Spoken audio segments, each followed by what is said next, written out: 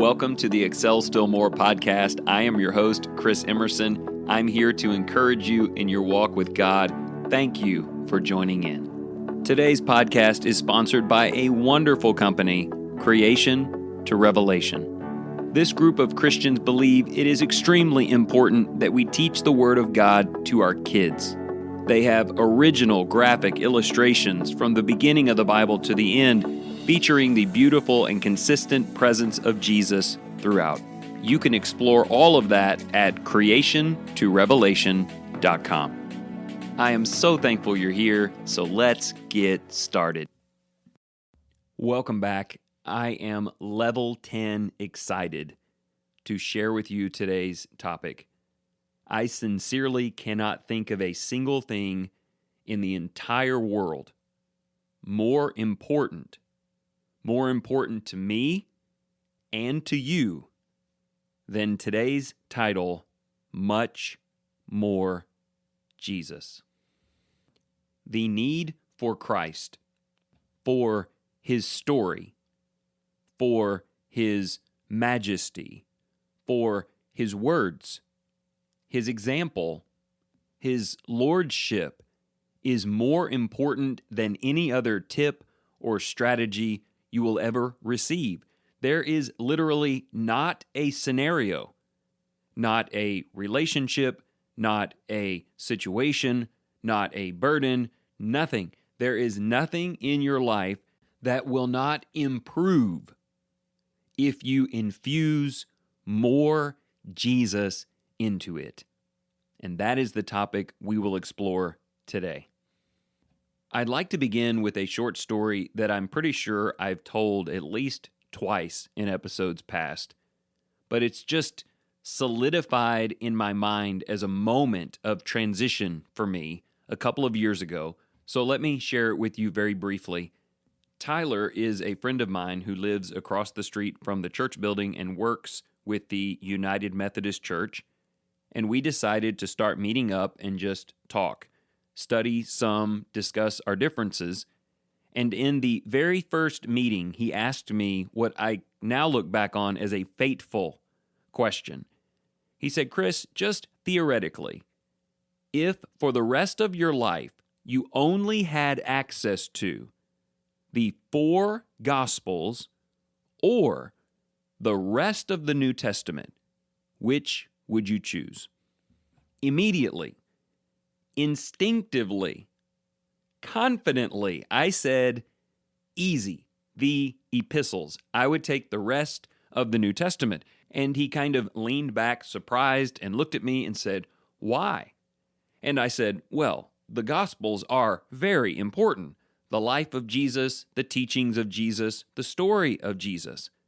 But the rest of the New Testament tells that story, retells it, emphasizes important parts of it, but also the epistles teach us about the church, about how the church is organized, about the work of the local church, about how to resolve issues in the church. And to me, that would be more important to have. Well, I went home that night and I had a lot of trouble sleeping. I was just rolling back through that conversation in my mind. And a couple of days later, we met again and I said, Tyler, let me just start by apologizing. I have this unavoidable feeling that my answer was totally wrong. I went on to say to him, look, the epistles are important because they do handle church issues and they constantly reference back to the Gospels. But for the rest of my life, what I need is to hear Jesus.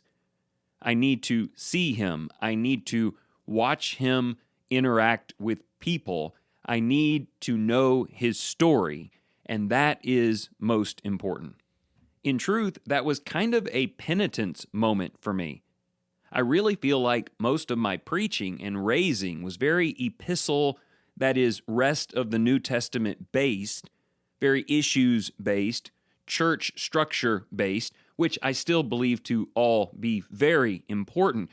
But at the heart of that, the only thing that makes any of it matter is the heart, the character, the presence of Jesus in our lives.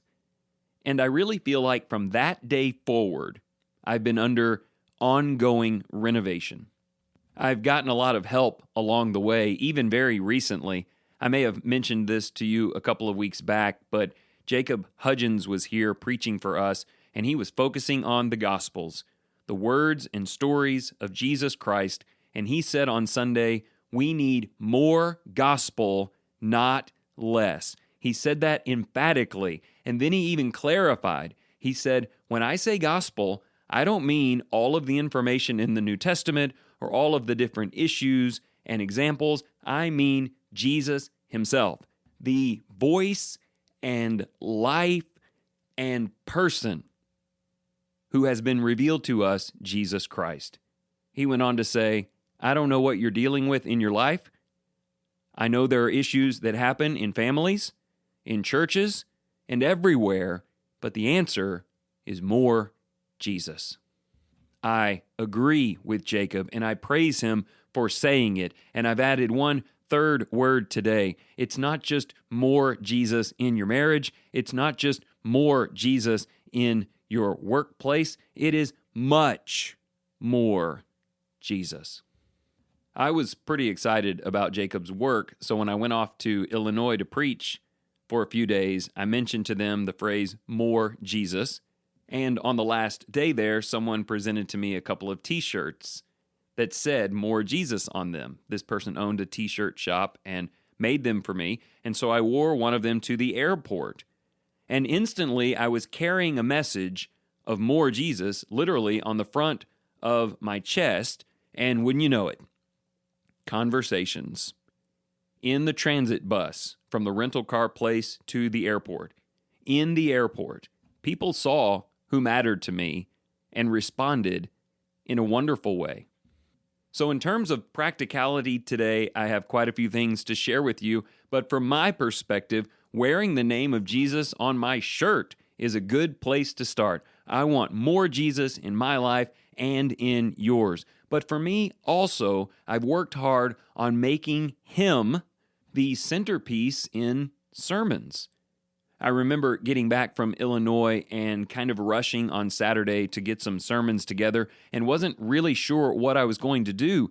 And then I got to thinking about the shirt and Jacob and all of it. And I just happened to be reading in the Gospel of Matthew a few days earlier. And in Matthew 25, Jesus just teaches us in plain, beautiful parables exactly what the judgment scene is going to look like and who will be saved and who will be lost. And so that Sunday morning, I just read Matthew 25 and made a few basic observations, and I let his words lead and control the entire narrative. And I have to say, I did not feel great about that sermon. I did not practice it like I usually do.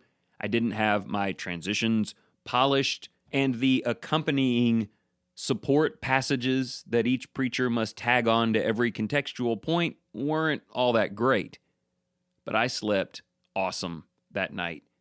I woke up the next day and felt this great satisfaction that people had the voice of Jesus, direct and uninterrupted, in their hearts as they built out this week preparing for judgment. Now look, this is not an episode to encourage preachers to spend more time in the gospel. I told you all of that because what is true of preaching is also true of every part of your life. It's great when you are in a conversation or having a confrontation or dealing with a difficult issue if you have your words lined out and say them very well, and you transition your points awesomely, and you present terrific supporting evidence. That's all great, but it is nothing if it replaces the voice of Jesus himself. In every part of our lives, we need to be reading, quoting, referencing the red letters in Matthew, Mark, Luke, and John. Jesus' teachings renovate our attitude. He reforms us from the inside out through his words, through the Beatitudes, through his constant appeal for our humility and our servitude. And then you look at his actual life and how he lived it and who he lived it for and how much time he designated to communication with God and serving people who didn't even understand what he was saying, but he patiently loved them through it. And then it culminates in his outright rejection by the world and desertion by his disciples, but he carries out God's plan by faith, and the reward is victory for him and for all the people in his life who did not deserve it and at one point did not even accept it. You know what? That's the kind of life I want to live. I want to live for God and for others, and no matter what they say or what they do, I'm so driven by love and compassion and a vision of what God is doing and where it's all going, that I will live a life like Jesus. I will speak like him. I will get angry in ways that he got angry and for reasons that he got angry. And in other places where I would have flamed out, but he didn't, I just want to be more like him. We need more Jesus. And I hope you understand, I'm not speaking in generalities here, where you just kind of randomly say, Jesus is here and we should behave better. Or in the name of Jesus, we'll make this decision. Or just randomly read anything in the Bible and Jesus is acting. I don't mean any of that. Or I guess a better way of saying it is, I mean all of that. But more specifically, I mean, we need to introduce his actual voice and thoughts and life into everything. So let me give you a few examples to round out today's episode. Let's start with relationships. Anyone, you pick it. Anyone in your life where there is tension. Any person in your life with whom you have a difficult past. Someone you work with, or go to school with, or worship with, or live with.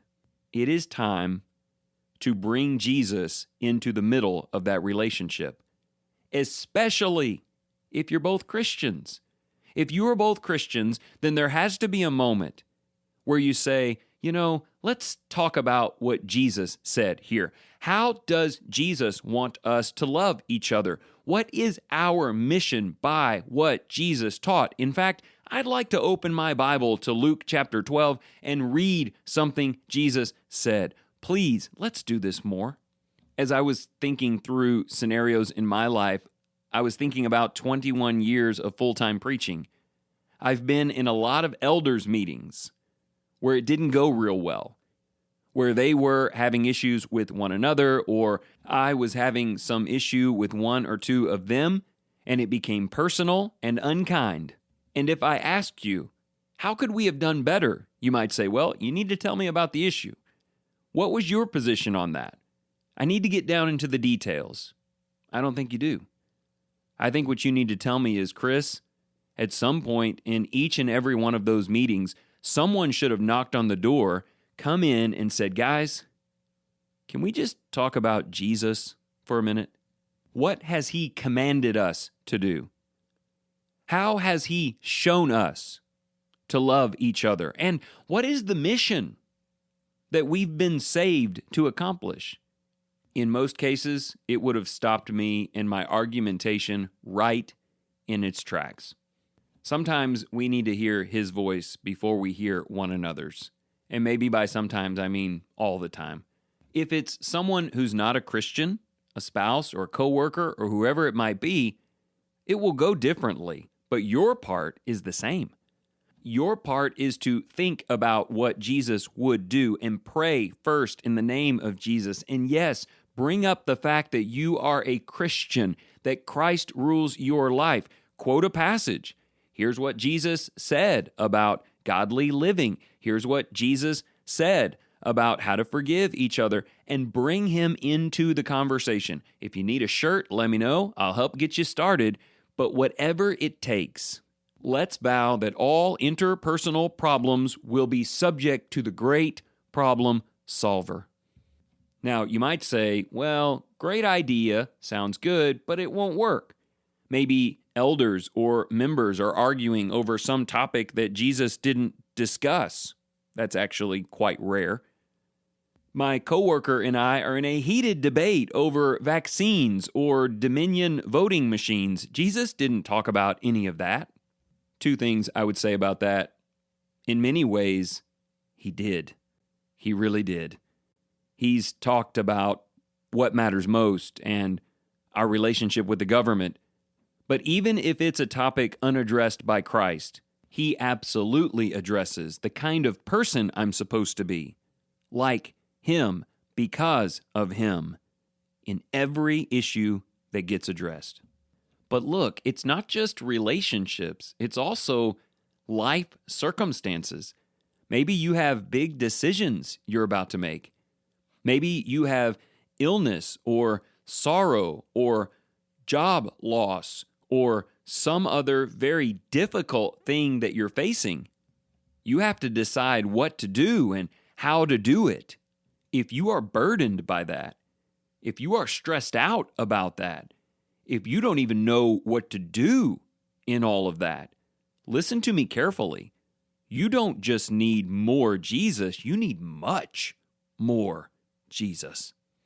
You need to hear what he says about that.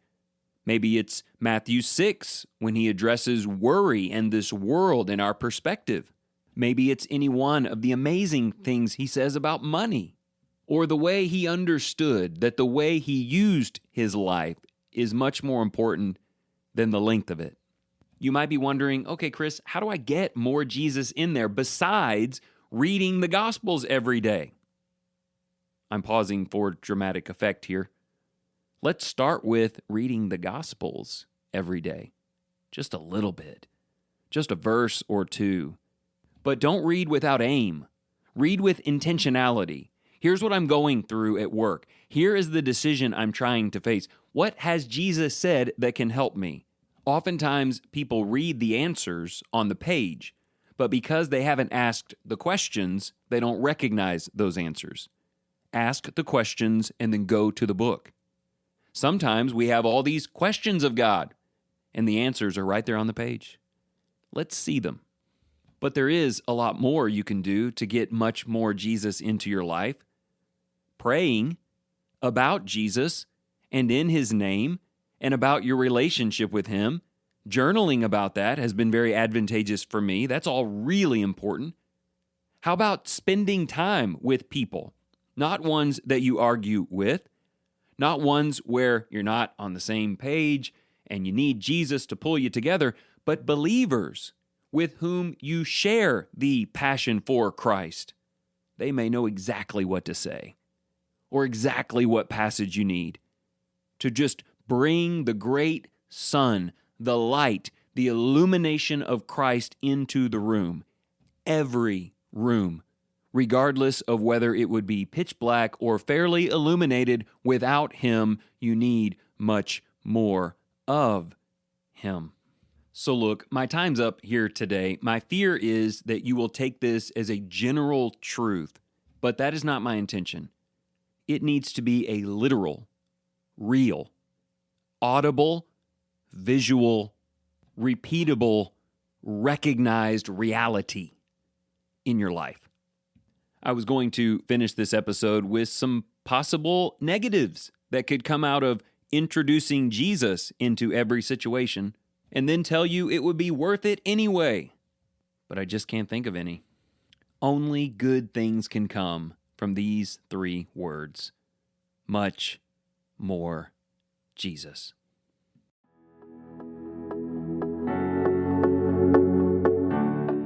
Thank you so much for joining in today. If you enjoyed this program, consider sharing it with your family and your friends. As always, you can go to excelstillmore.life to sign up for the email, order the 3-month journal, or just catch up on old episodes. And also, if you are looking for financial advice or future planning, give John Cunningham a call today, 205-913-1720.